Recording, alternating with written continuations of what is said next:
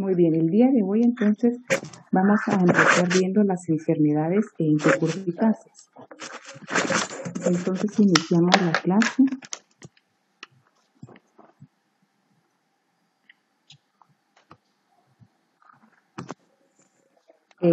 Vamos a mencionar las principales enfermedades de este cultivo.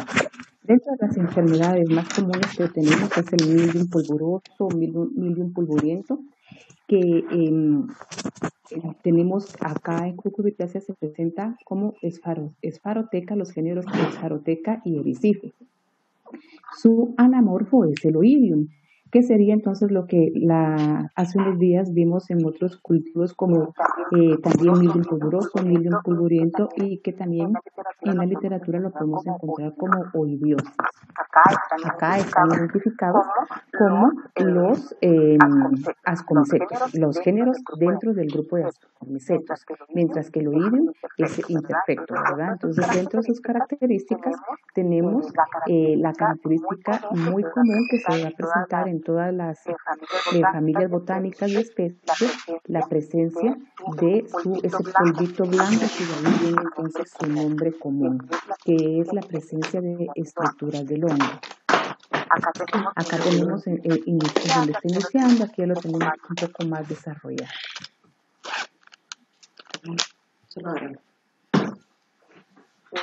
Aquí podemos verlo más de cerca, las estructuras. Lo mismo aquí donde ya se encuentra más disperso en el área foliar. Podemos encontrarlo, esto lo podemos encontrar tanto en el haz como en el envés de las hojas.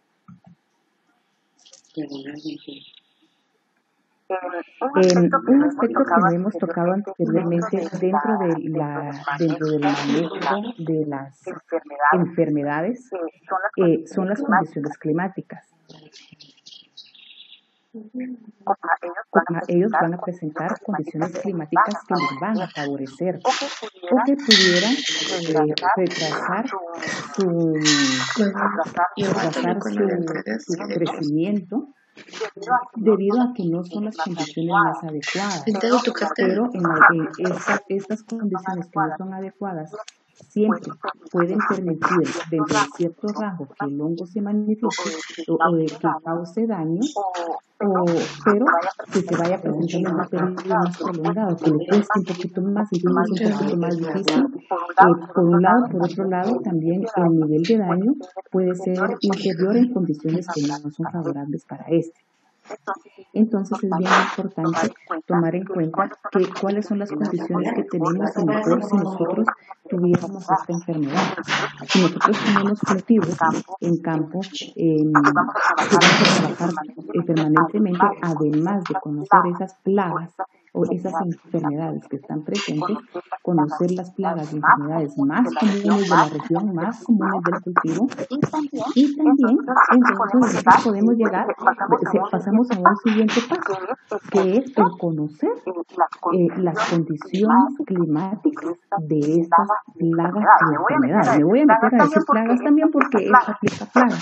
Entonces no lo voy a explicar, aunque esto es solo fitopatología, hablando en general de plagas y enfermedades, es bien importante esta siguiente información que muchos ignoran. Entonces, todas las condiciones climáticas que les va a favorecer es importante que nosotros las sepamos, porque de esta forma también nos da criterios para manejos preventivos de la enfermedad, para evitar una sorpresa que de la noche a la mañana tengamos un gran brote de una enfermedad o que aparece y en menos de 24 horas esta ya está severamente instalada y ocasionando daño en el cultivo. Nosotros podemos prevenir eso conociendo esas condiciones que le favorecen. Entonces, regresando acá, estamos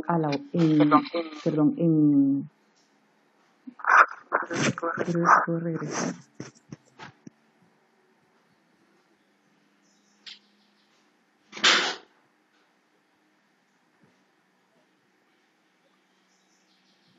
Entonces, regresando acá, que estamos en el mildium pulvuroso, entonces, ¿qué le favorece a él?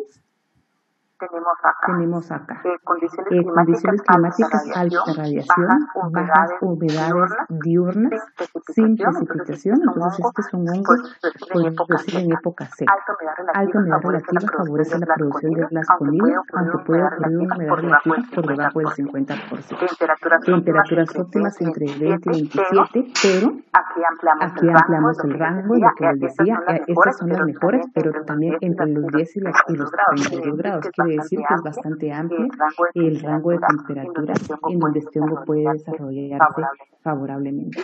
Las conidias pueden permanecer vivas por 7 a 8 días, porque es importante saberlo, el tema del manejo preventivo, el tema de manejo de rastrojo y todo eso es importante amarrado a esto.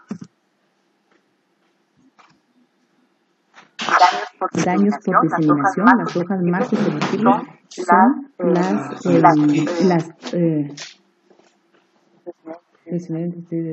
las hojas más susceptibles son las hojas viejas, son las que van acá, o sea, esta información nos sirve para realizar el monitoreo en donde me voy a concentrar, aunque en realidad cuando estoy buscando únicamente esta enfermedad, estoy monitoreando esta enfermedad, por eso es un monitoreo general de la planta, que tengo que revisar todas las partes de la planta. Se desarrollan tanto en hojas como en pecíolos de los tallos, es un parásito obligado.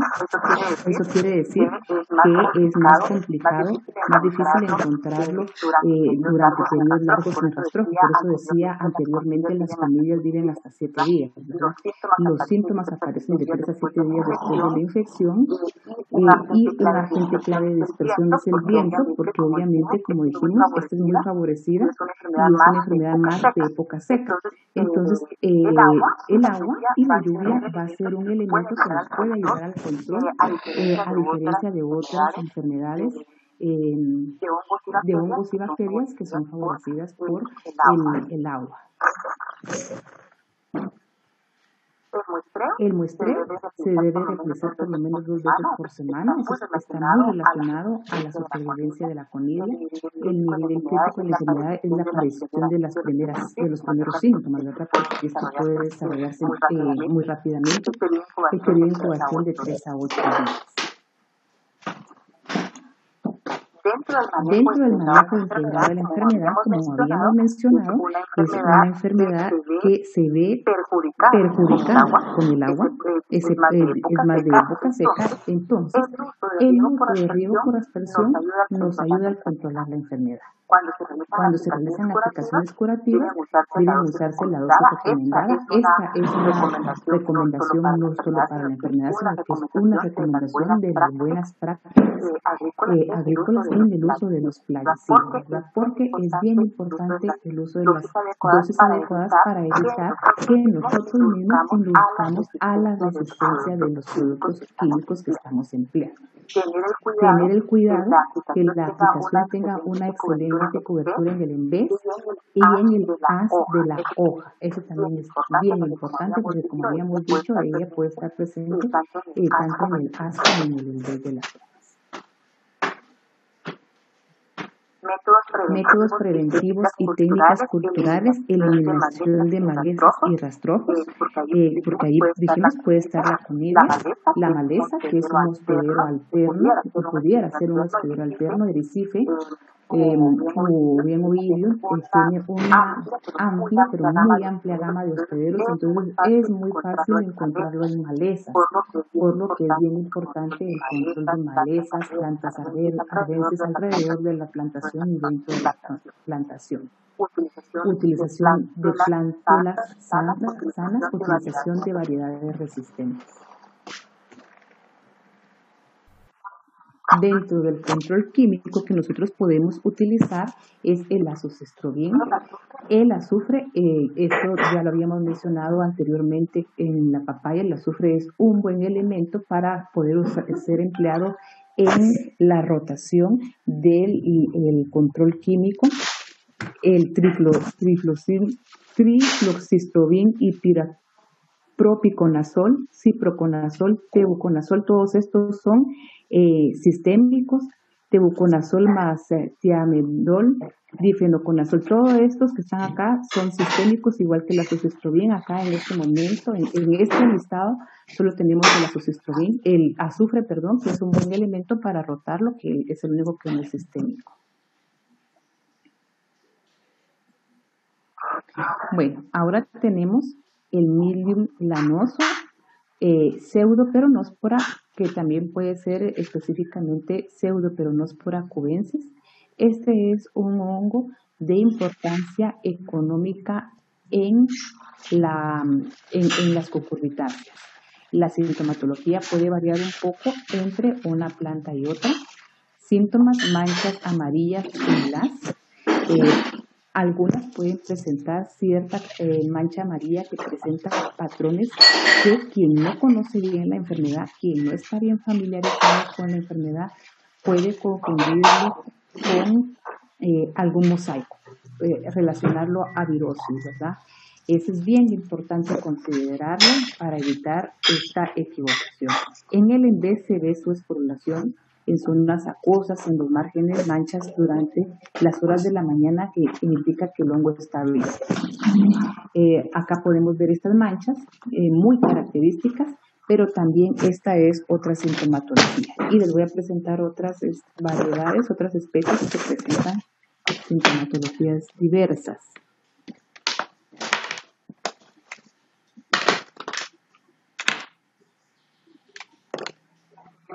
Vean acá, es una sintomatología diferente a las anteriores, ¿verdad? Esta es en sandía. Aquí podemos ver áreas cloróticas, puntos necróticos en donde ha iniciado la enfermedad. El área clorótica puede ser muy brillante, que puede ser característica de esta enfermedad. Pero les puse varias especies para que ustedes puedan ver que no precisamente se va a presentar la sintomatología idéntica en todas las especies, puede variar. Entonces, por eso les decía yo que cuando ustedes trabajen en campo es bien importante familiarizarse con la sintomatología y en la enfermedad. Va uno adquiriendo experiencia muy puntualmente en el cultivo. Aquí lo tenemos en pepino. Esta es quizás una de las más fáciles de identificar. Acá empieza la clorosis y posteriormente a esta clorosis ya tenemos las áreas necróticas formando estos patrones donde estoy señalando. Acá manchas, aquí ya se forma la áreas necróticas, tejidos muertos donde tenemos esto. Entonces también forma cierto patrón que, como les decía, quien no tiene experiencia lo puede confundir con virus, con alguna virulencia, con algún virus. Acá ya tenemos lo que les decía, pasa de la clorosis entonces a estas manchas necróticas, que podemos ver que se van a observar tanto en el haz como en el en vez de la hoja. Condiciones climáticas que le pueden favorecer: días de alta humedad relativa y sereno, aumenta la incidencia y severidad de la enfermedad. Cuando la humedad se mantiene en periodos prolongados del tiempo, en periodo prolongado de tiempo también favorece la enfermedad. La humedad es bien importante. Periodo de incubación de 4 a 12 días, dependiendo de la temperatura. Los síntomas más visibles están en las hojas más viejas. Aquí nuevamente tenemos otra enfermedad que se manifiesta más fácilmente para hacer monitoreos en hojas viejas del cultivo de 5 a 15 días de edad. Entonces, esas son donde vamos a poder ver las primeras hojas, las hojas que están empezando, que están en crecimiento, pues es más complicado. Sí podemos encontrar esa enfermedad en hojas que están en crecimiento, pero es cuando esta enfermedad ya está más diseminada en la planta y en la plantación. La diseminación: cuando se secan las hojas, este hongo es transportado por aire, por el salpique, por los trabajadores, tanto herramienta como la misma ropa del trabajador, herramientas agrícolas, infectando nuevas plantas.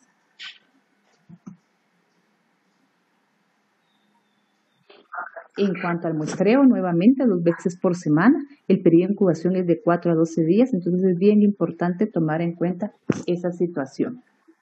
El periodo de incubación nos sirve porque nosotros podemos hacer algunas aplicaciones preventivas y el monitoreo y los intervalos podemos estarlos tomando en cuenta bajo estos periodos.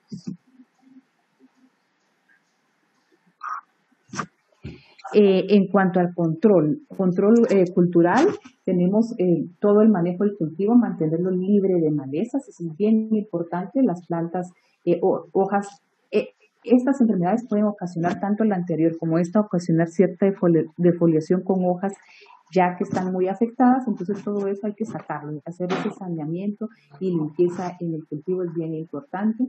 Las aplicaciones, excelente cobertura en vez de la hoja, tanto haz como en vez, ¿verdad? El personal debe de realizar cualquier labor del cultivo en las partes afectadas para evitar que la ropa y las esporas, quien la lleva, ¿verdad? Diseminarlo en su propia ropa, poder ser el portador del hongo, o sea, de los esporas del hongo y llevarlo a nuevas áreas, tanto del cultivo afectado como de otros cultivos. Que se tuviera varias parcelas, por ejemplo. En cuanto al control químico, tenemos nuevamente azoxestrobin, dimetomor mancosé, el fosetilaluminio, el simoxanil mancosé,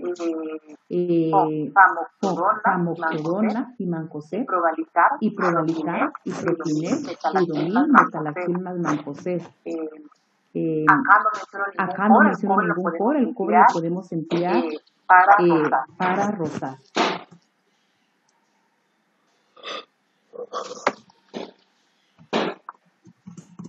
Y luego tenemos la gomosis por micosparela. Esta enfermedad es un poquito más fácil de identificar porque presenta una sintomatología muy característica, presenta como exudado gomoso, que lo vamos a ver a continuación.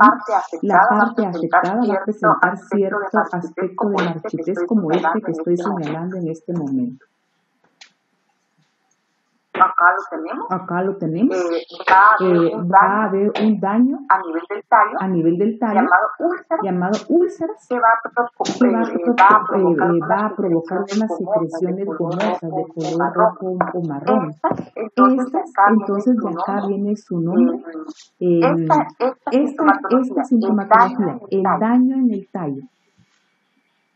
Lo combinamos. Observamos esta más. Esta parte de acá que presenta cierto como que fuera marchitamiento, deshidratación o en hojas caídas, ¿verdad? Y eso sucediendo acá en este sector más, la sintomatología del tallo, entonces ya decimos que es una gomosis micosparela.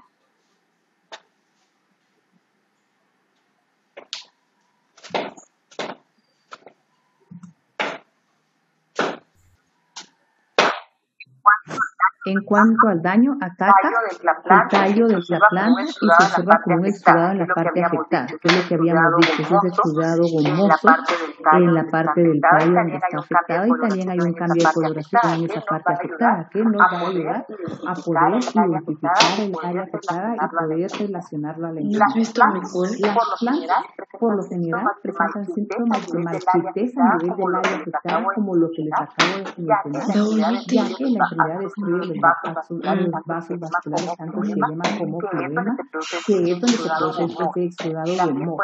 También puede afectar el follaje y la fruta, pero con menor frecuencia.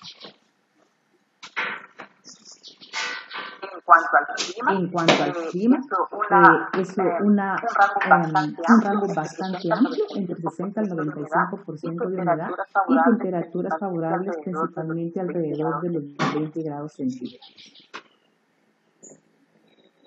En cuanto al control, manejo cultural, siempre vamos a aconsejar, a recomendar el manejo libre de malezas, plantas hospederas, evitar el exceso de agua en el riego y sobre todo evitar el encharcamiento, ya que el agua sí favorece a la enfermedad, la humedad relativa que pueda ocasionar el ambiente por el encharcamiento va a favorecer a la enfermedad. Va a va a favorecer y diseminar. Entonces es bien importante el tema del agua.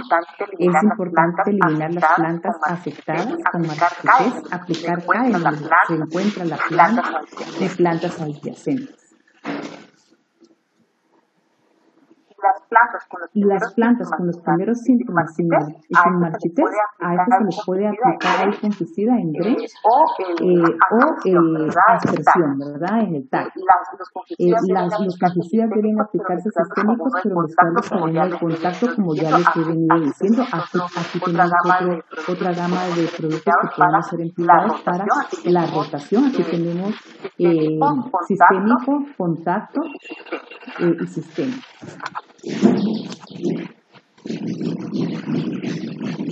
Luego pasamos al tema de bacterias, mancha angular por pseudomonas. Esta va a iniciar en la parte del borde de la hoja y va a ir provocando esas manchas angulares en las hojas. Entonces, el primer diagnóstico, lo que tenemos que observar es por dónde está iniciando la enfermedad y cómo se está dando esa enfermedad, y entonces acá ya nos puede ir orientando al diagnóstico.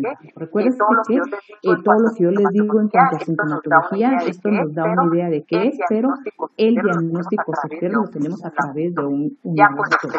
Ya con la experiencia en campo, ya podemos entonces, en algún momento quizás ya no es necesario el análisis del laboratorio, pero mientras que no tengamos la certeza, esto nos da una idea, pero el ideal es el análisis en laboratorio. La mancha angular por pseudomonas, entonces, la sintomatología, puntos angular en las hojas, en los bordes. El follaje comienza con puntos húmedos y al darle vuelta a la hoja se ve un color gris acuoso.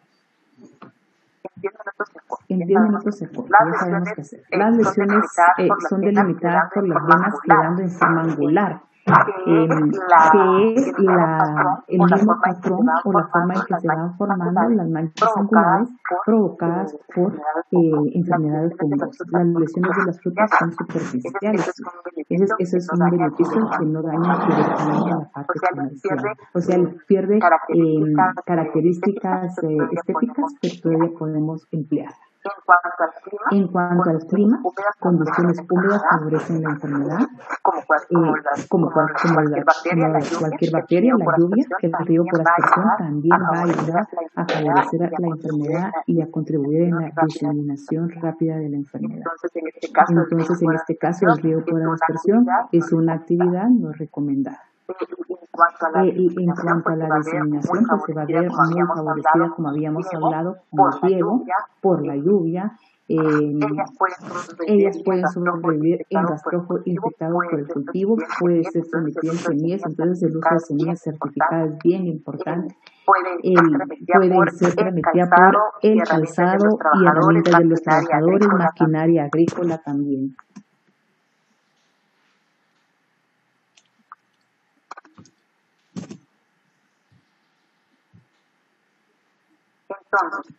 Entonces, para el control de la enfermedad, la utilización de variedades resistentes, la destrucción de rastrojos, utilización de semillas certificadas, es bien importante eso, evitar el riego por aspersión, y el control químico debe hacerse con hidróxido de cobre, es un buen elemento. Ay, me salí, ¿verdad? ¿Qué pasó?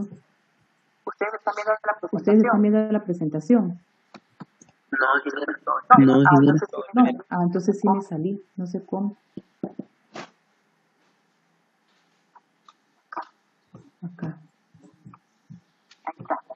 Ahí está. Bueno, entonces, como les decía, el hidróxido de cobre, los cobres son muy útiles para el manejo de enfermedades. Por ejemplo, el sulfato de cobre pentahidratado, ese es un sistémico que también puede ser empleado para el manejo de bacterias.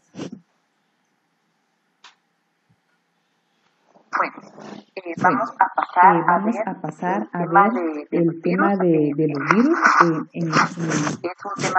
Es un tema bien interesante siempre el tema de los virus. Pues en el caso de las cucurbitáceas, hay varios virus que pueden estar presentes. Les recuerdo nuevamente, como lo vimos ya la semana anterior.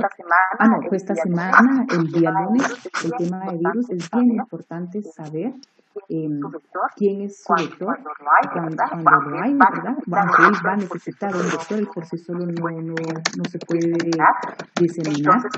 Entonces, ¿quién es ese vector? Porque esa es la estrategia clave para el control de los virus. Aquí tenemos algunos ejemplos de virosis que puede presentarse en las cucurbitáceas.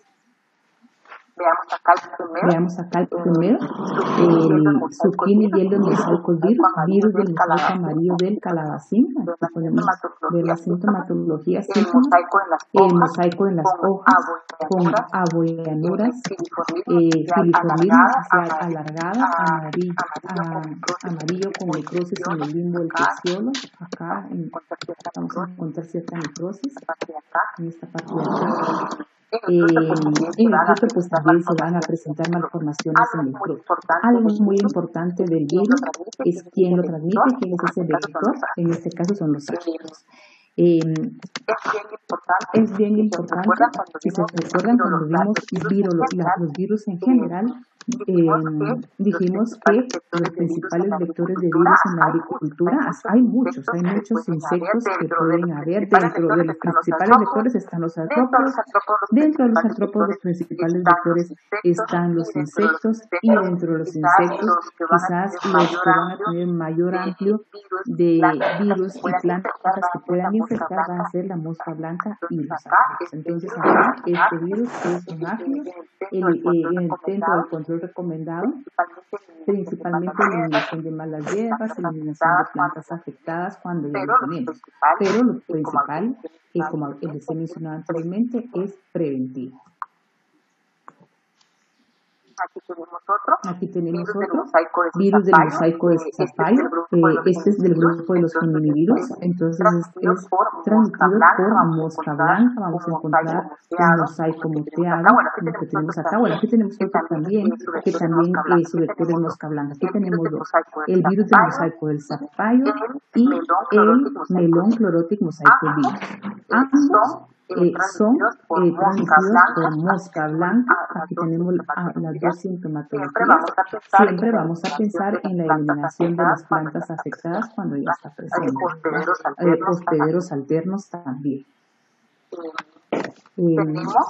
Tenemos el primer mosaico virus del mosaico del pepino, el watermelon mosaico virus 2, virus del mosaico de la sandía. Este es el virus del mosaico del pepino, virus del mosaico de la sandía, ambos transmitidos por áfidos. Y control nuevamente, eliminación de malas hierbas, de hospederos alternos, eliminación de las plantas afectadas. Entonces realmente lo que tenemos que hacer es un manejo preventivo. ¿Y hacia dónde vamos? Al control de áfidos. Entonces en este caso nosotros queremos evitar prevenir una biosis. Nosotros nos vamos a concentrar aquí. Vamos a proteger la planta y eliminar el manejo de los áfidos, de los espigos. Por ahí es donde tenemos que ir. Cuando estamos acá es porque ya tenemos la biosis. Esto ya es después. Y claro que hay que hacerlo, ¿verdad? Porque si nosotros dejamos la planta enferma, entonces el insecto se va a alimentar de la planta enferma y va a seguir contaminando o infectando a más plantas en el cultivo. Muestreo, como todas las plagas y enfermedades, los virus pueden ser monitoreados. Lo mismo, ¿verdad? Se realizan 2 veces por semana en el cultivo. Los niveles físicos no están establecidos, pero podríamos decir que con una planta enferma nosotros ya deberíamos de estar en alerta, ¿verdad? Como dice aquí, presencia en cero. O sea, no debemos tener. Una planta enferma ya es alerta para nosotros.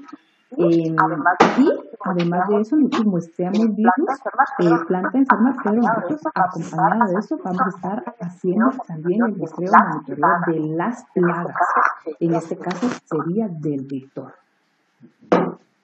Entonces, cuando hablamos de virosis, estamos amarrando casi que al 100% tanto la entomología como la fitopatología. Control, buena nutrición de las plantas, libre de malezas, que es lo que hemos hablado, ¿verdad? Hospederos alternos, eliminación de todas las plantas con virus hasta la cosecha. El personal elimina las plantas biológicas, la desinfección de las herramientas. Miren, acá es muy importante lavarse las manos antes de realizar cualquier labor, además de las herramientas, ¿verdad? O sea que también a través de las manos podemos ser nosotros vectores del virus. ¿Quiero ver la hora? Entonces ahora, no sé si tienen alguna duda.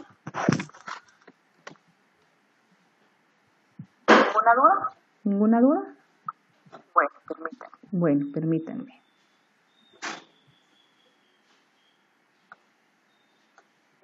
Vamos a ver ahora zanahoria. Voy a buscar la presentación. Zanahoria.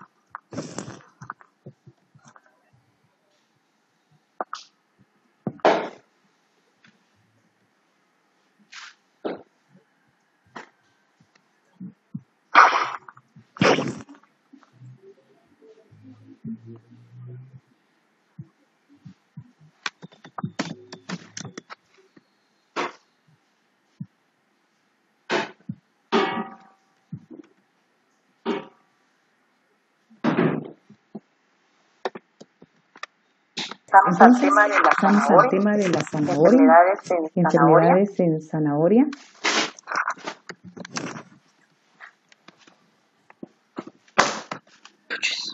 Entonces empezamos con alternaria. En el caso de la zanahoria es un poquito complicado poder identificar, aunque igual, como les decía, uno se va cuando está familiarizando con el cultivo, igual va uno familiarizándose con la forma, las características de aquellas manchas foliares. El tema de la zanahoria, como tenemos un área foliar más reducida por el tipo de su hojas.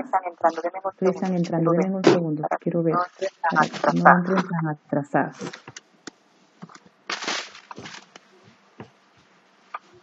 Bueno, como les decía, su área foliar es un poco más reducida, entonces esas manchas en un principio pueden verse muy parecidas. Bueno, la primera mancha foliar o daño en las hojas tenemos a alternaria. Alternaria pues se va a caracterizar por presentar su daño en el área foliar, como lo estamos viendo acá en los extremos. Alternaria pues se caracteriza en general por presentar anillos concéntricos, aunque aquí tal vez no sea tan fácil verlo, pero sí cuando el hongo está más desarrollado podemos en determinado momento poder llegar a apreciarlo.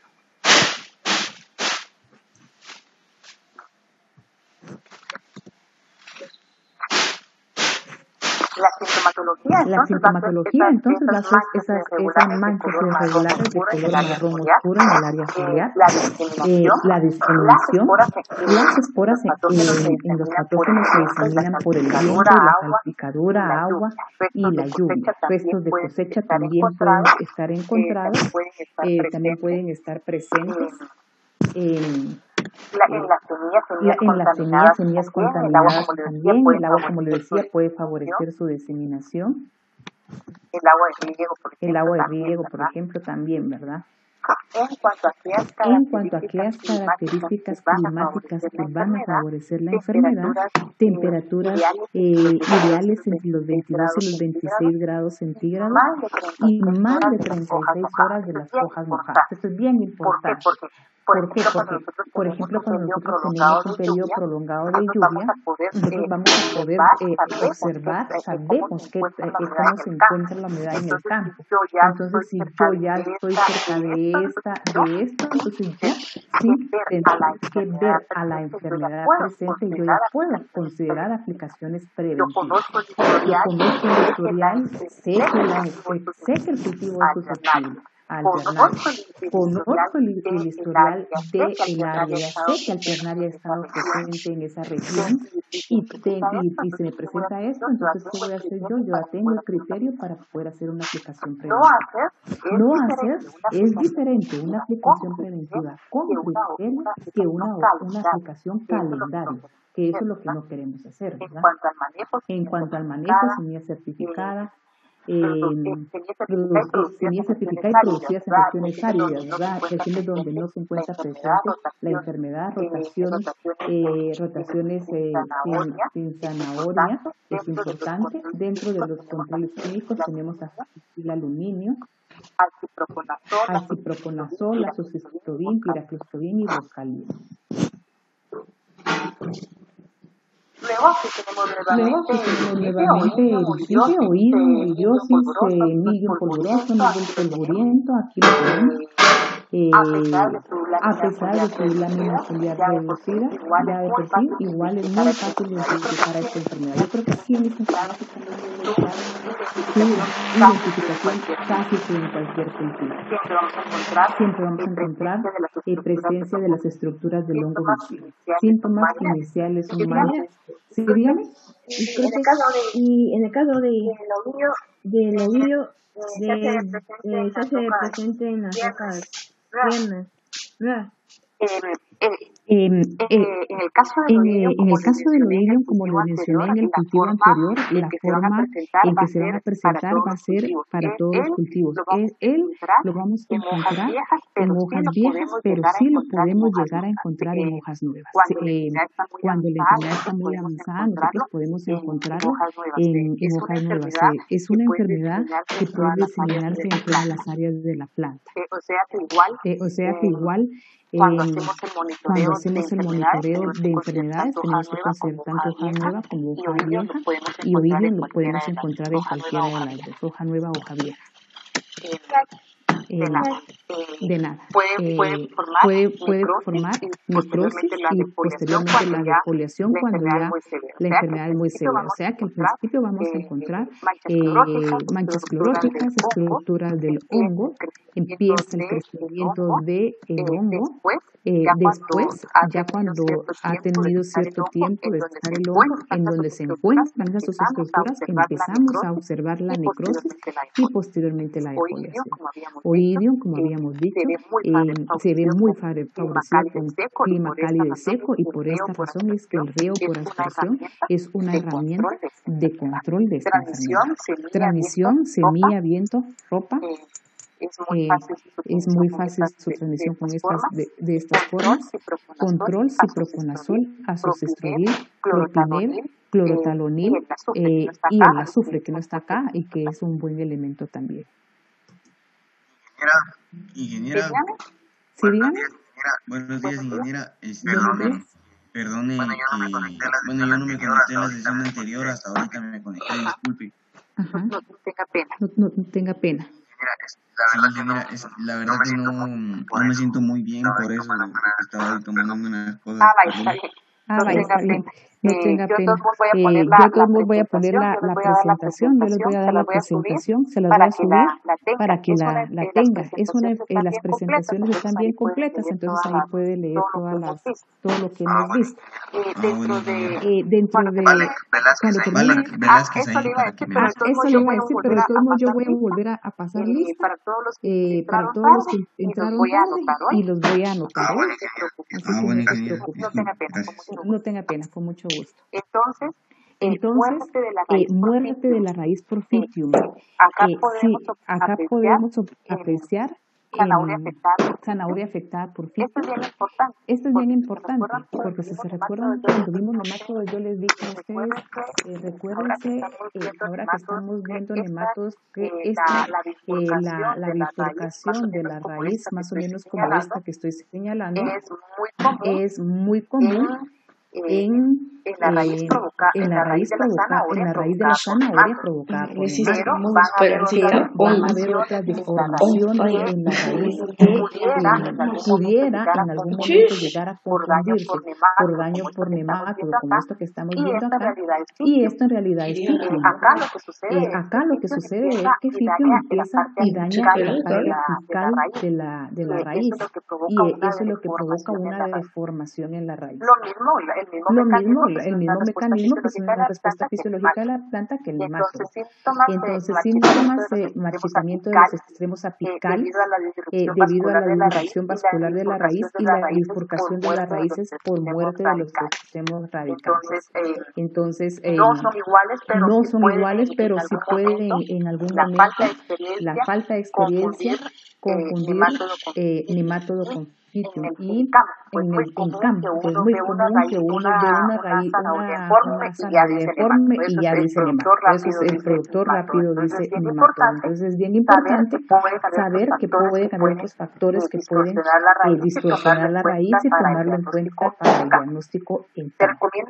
Se recomiendan medidas preventivas como la rotación, al menos 3 años sin zanahoria, suelos muy húmedos al principio y con alto contenido de materia orgánica, la desinfección del suelo, la incorporación del control biológico como bacilos sutilis, ¿verdad? También es recomendado. Control químico, fosfetilaluminio, anfosfisprobin, tiopanato metilo, cicloruro de cobre, pueden favorecer, contribuyen al control de la enfermedad. Tenemos el tizón bacteriano, como les decía, la lámina foliar de la zanahoria es muy reducida, entonces a simple vista podemos ver manchas iguales en toda la sintomatología. Tizón bacteriano producida por Xanthomonas, aquí podemos ver el daño en el área foliar de la hoja de la zanahoria. Son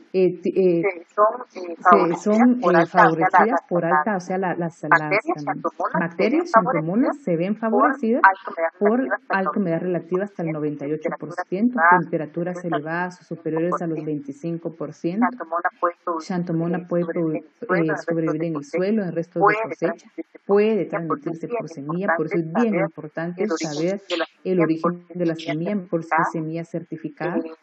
Se recomienda la rotación de al menos 3 años, empleo de semillas libres de bacterias, semillas certificadas. En conclusión, es semilla certificada la que debemos de emplear. Dentro del control, como todas las bacterias, productos principalmente a base de cobre para su control. Lo ideal sería el manejo preventivo de la enfermedad. Acá tenemos otra que es llamada podredumbre blanda de la raíz ocasionada por Erwinia. Esta es una enfermedad en estado avanzado, muy fácil de identificar, porque va a producir esa pudrición en la parte central de la zanahoria. Pero podemos hacer un diagnóstico inicial antes que llegue a esto, encontrando la parte apical de la zanahoria, en donde ya empieza a verse una pudrición blanca en la parte apical, que posteriormente va creciendo y encontramos entonces estas áreas huecas del área central de la zanahoria, que es pudrición, ¿verdad? Pudrición blanca, entonces queda totalmente libre si nosotros eliminamos esa parte blanda.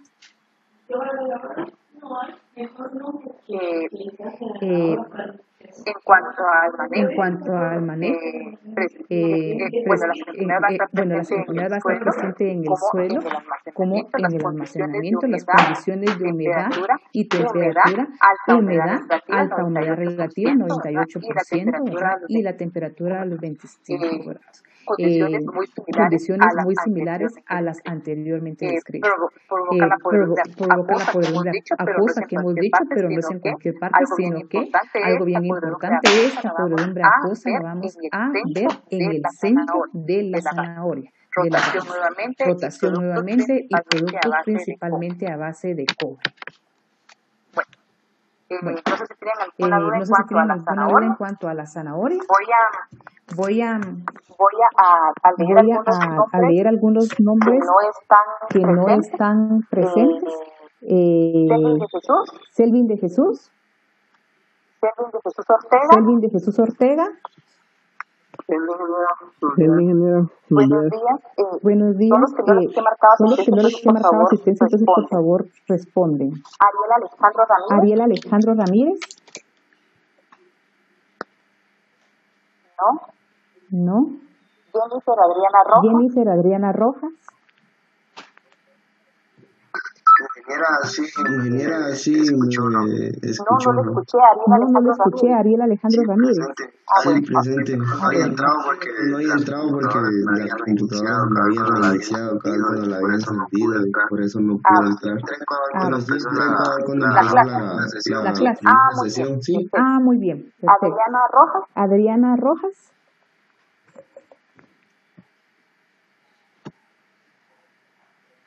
A ella no le sirve el micrófono, creo yo, ingeniera.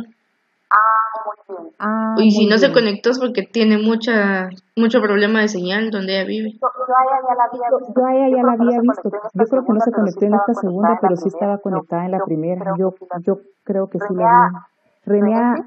Renesis. En cuanto a, todavía tenemos tiempo. ¿Qué hora se acaba la clase? A las 8, ¿verdad? Sí, tenemos tiempo. Este video es... Entonces les voy a pasar un video del manejo del melón, plagas y enfermedades del melón. Déjenme ver. Acá estoy compartiendo todavía, ¿verdad? Sí, ya me di cuenta que sí.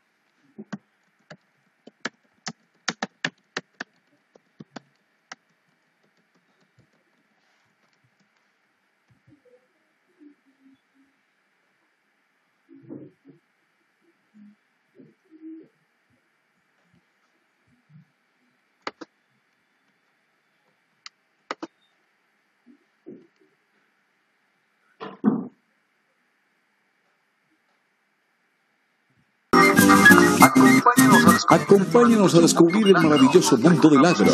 Recorramos sus caminos y aprendamos sobre el cuidado del medio ambiente, la optimización de los recursos, avances tecnológicos, nuevos métodos de producción eficiente. Norte del Valle. Estaremos visitando el cultivo del melón y viendo sus principales problemas de plagas y enfermedades. Asimismo, como el manejo de enfermedades, habló de plagas, muy concentrado en el manejo de la mosca blanca, por lo que ya habíamos mencionado su importancia como vector de virus, pero yo creo que lo más interesante de este video es el manejo que ellos están proponiendo. Se han enfocado mucho en manejo, principalmente control biológico, empleando una diversidad de herramientas para poder realizar el manejo de estas plagas y enfermedades. No sé si alguien tiene alguna duda o algún comentario.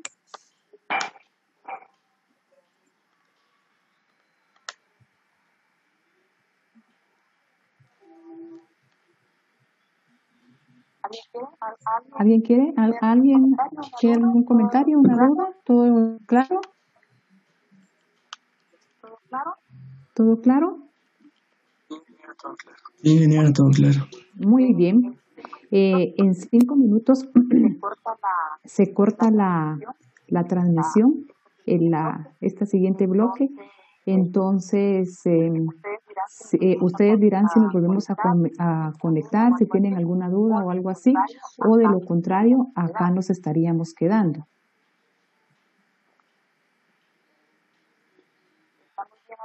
¿Estamos bien ahí?